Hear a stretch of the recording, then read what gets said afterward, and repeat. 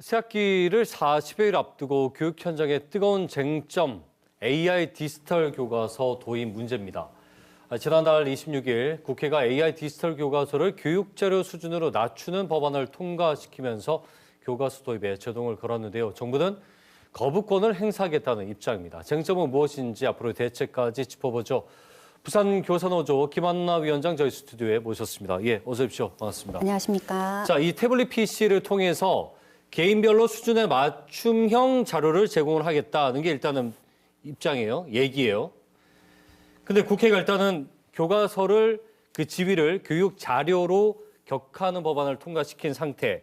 근데 이제 거부권을 쓰겠다는 상황인 거죠.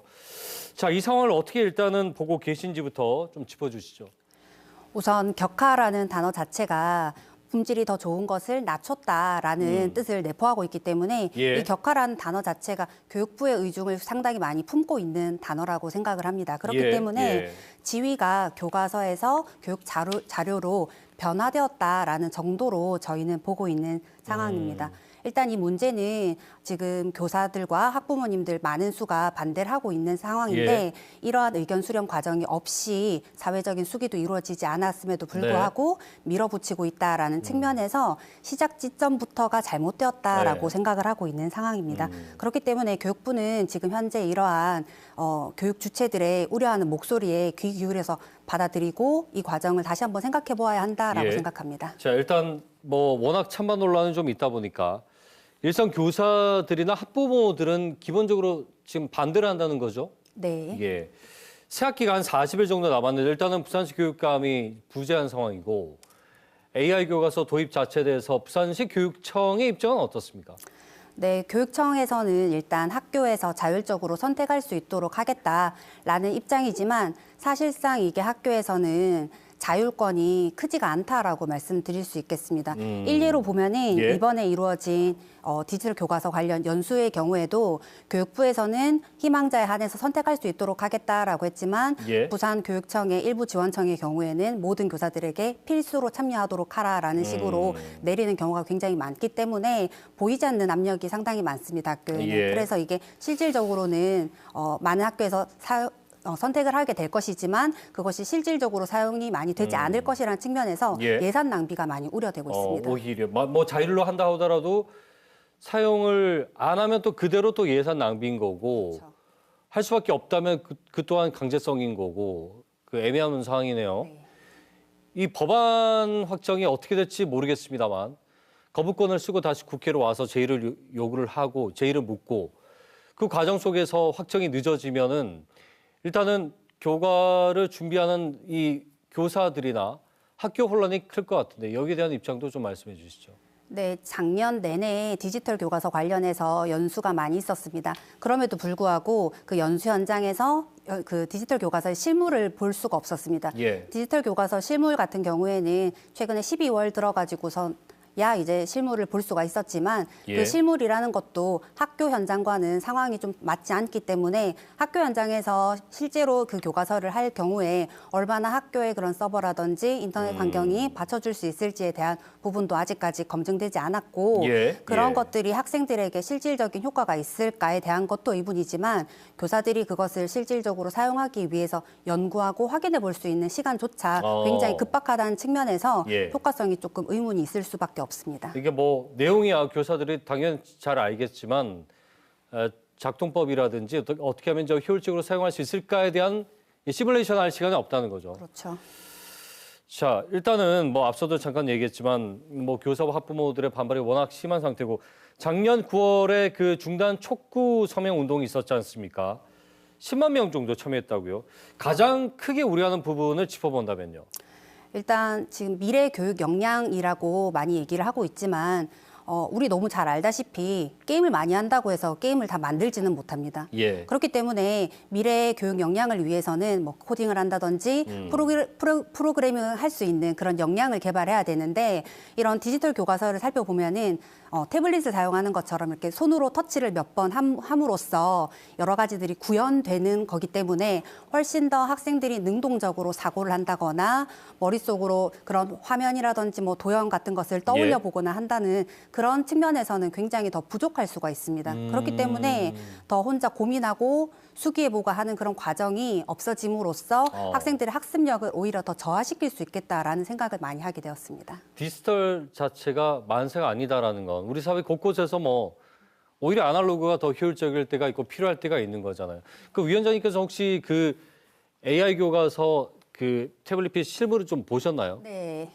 실제 봤을 때는 어떤 느낌이셨나요? 실제 봤을 때 저는 오히려 교육 자료로서 더 적합하다라고 생각을 했는데 특히 이제 이것을 밀고 나가는 쪽에서는 예. 학습 부진에 더 많은 도움이 될 거다라고 얘기를 하고 있지만 학교 현장에 계신 분들은 다 아실 겁니다. 학습 부진아들의 경우에는 매체가 없어가지고 학습을 하지 않는 것이 아니거든요. 오히려 더 많은 선생님들이 더 소수 인원을 관리함으로써 학생들과 레포를 형성하고 수준에 맞게끔 진단을 하고 학생들의 감정 상태라든지 뭐 가정 예. 환경이라든지 그런 것을 총체적으로 검토를 해서 접근하는 것이 더 필요하기 때문에 그렇군요. 네, 오히려 이런 경우에는 오히려 더 학생들과 선생님들 간의 간극을 더 넓힐 수밖에 없지 않나 하는 생각도 들었습니다. 지금 뭐 이미 상당수 학교에서 이 태블릿 PC를 이용하여서 수업을 진행하는 것들이 많다고 들었습니다. 이 사용 실태가 어떤지부터 좀 알려주시고 그리고 그 태블릿 PC를 사용했을 경우에 이제 지금까지 드러난 뭐 장단이라고 해야 될까요? 일장일단이 있을 것 같은데 여기에 대한 설명도 잠깐 해주시죠. 뭐 장점도 분명히 있습니다. 장점도 있고 특히 그런 장점이라고 하자면은 여러 가지 뭐 프로그램들, 뭐 미디어를 만들어서 동영상 같은 것을 직접 제작해 본다든지 이런 것들을 할 수 있다라는 측면에서는 장점이 분명히 있지만 그것에 대한 것보다는 우려하는 상황이 굉장히 많습니다. 일단은 저희가 이제 가장 우려하는 점들은 어떤 것이 있냐면은 학생들이 수행평가로서 보고서 같은 거를 작성을 하기 위해서 여러 가지 자료를 검색하기도 되는데 여러 가지 무분별한 자료에 굉장히 많이 노출이 될 수 있다라는 점이 큽니다.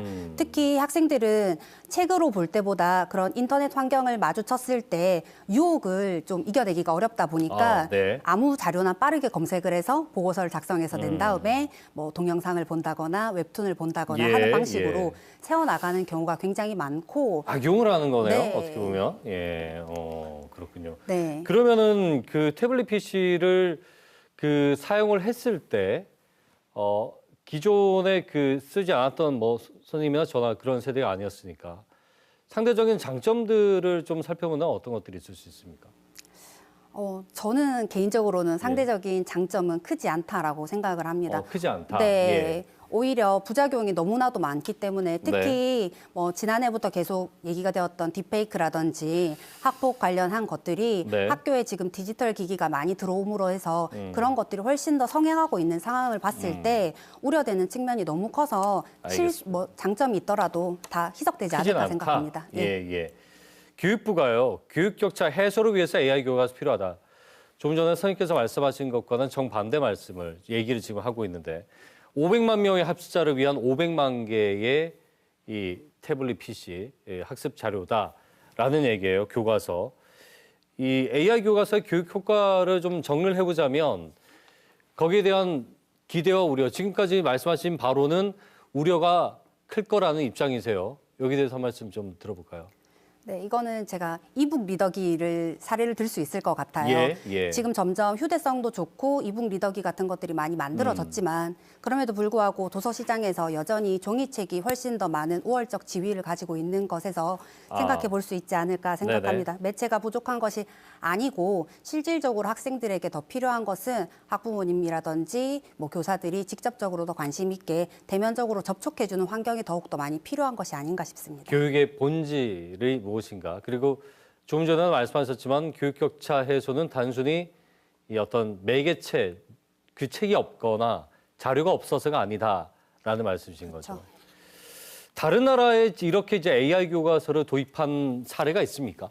네, 뭐 우리나라에서도 기사화가 많이 됐다시피 대표적으로 핀란드라든지 북유럽 국가에서 이런 디지털 교과서가 도입이 되었지만은 5년 전부터 문제점이 계속 지적되어 왔고 우리나라는 시작되려는 측면에서 이 나라들은 이미 접고 종이책으로 회귀하고 있다라는 기사를 많이 보셨을 겁니다. 그런 것에서 보시다시피 이런 디지털 교과서가 장점만 있는 것이 아니고 우려되는 측면이 굉장히 크기 때문에 수기하는 과정이 무엇보다도 중요하지 않을까 싶습니다. 그럼 도입을 하더라도 좀 더 신중한 입장이어야 된다라는 말씀이신 네, 거고요. 효과성을 검증해 보았으면 좋겠습니다. 알겠습니다. 마지막으로 교육을 우리가 뭐 100년 대계라고 얘기합니다만 지금이 이제 디지털 미디어 시대, 디지털로의 새로운 도약과 교육 현장의 어떤 시류 변화에 어떤 대응이 필요할런지, 어떤 방향성이 가장 맞을지에 대한 현직 교사로서의 말씀 좀 들어보죠. 네, 오히려 고차원적인 학습 능력은 디지털 환경에서 만들기 어렵다라고 생각합니다. 토론, 토의 등도 마찬가지고 너무 많은 대본이 많이 있는 환경에서는 배우가 여러 가지 역할을 더 만들어내기가 어려운 것처럼 학습자들이 스스로 더 생각하고 고민해 볼 수 있는 환경은 단순한 교실과 학습자들의 그런 준비된 자세가 더욱더 중요한 게 아닌가 하는 생각이 듭니다. 짧게요. 지금 교사노조에서는 만약에 이 거부권을 행사하고 국회로 다시 넘어왔을 경우에 그 대응책에 대해서는 좀 생각하신 게 있으십니까? 거부권을 행사하지 않았으면 좋겠습니다. 결국은 이게 교과서의 지위를 갖는다고 하더라도 학생, 학부모, 교사들에게서 외면받을 것이 분명하다고 생각되기 때문에 예산 낭비를 하지 않았으면 좋겠다는 입장입니다. 안 쓰면 그만이지가 아니라 그만큼 예산이 들어간 것에 대한 우려를 하신다는 말씀이시고요. 네, 유보통합이라든지 고교 무상교육이라든지 지금 돈이 들어갈 곳이 많은데 알겠습니다. 이런 것들이 안 되고 있기 때문에 예산을 저기하게 사용할 수 있었으면 우선순위요. 좋겠습니다. 네, 말씀 여기까지 듣겠습니다. 고맙습니다. 네. 감사합니다. 네, 부산 교사노조 김한나 위원장과 함께 얘기 나눠봤습니다.